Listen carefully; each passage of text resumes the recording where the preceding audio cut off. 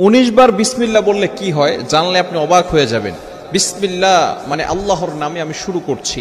পবিত্র কোরআনুল কারীমের ভিতরে সর্বপ্রথম কিন্তু আল্লাহ তাআলা বিসমিল্লাহির রহমানির রহিম দিয়ে শুরু করেছেন, ঠিক কি না?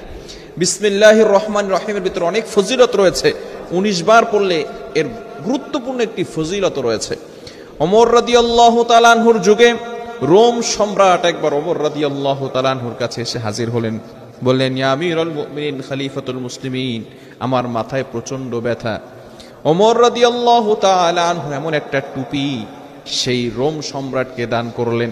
সেই টুপিটা যখন মাথায় দেয় সাথে সাথে মাথার ব্যথা ভালো হয়ে যায়। সুবহানাল্লাহ, বাসায় গিয়া সাথে সাথে মাথার ব্যথা কি হয়ে যায়? ভালো হয়ে যায়। যদি কোনো ব্যক্তি 19 বার বিসমিল্লাহ পড়ে ঘুমায়, আল্লাহ পাক রব্বুল আলামিন তার নেক আশাগুলো কবুল করে নেন, বিপদ আপদ থেকে তাকে হেফাজত করেন। শুধু তাই নয়, যে ব্যক্তি এই বিসমিল্লাহ পড়ে 19 বার বিসমিল্লাহ পড়ে ঘুমাবে, আল্লাহ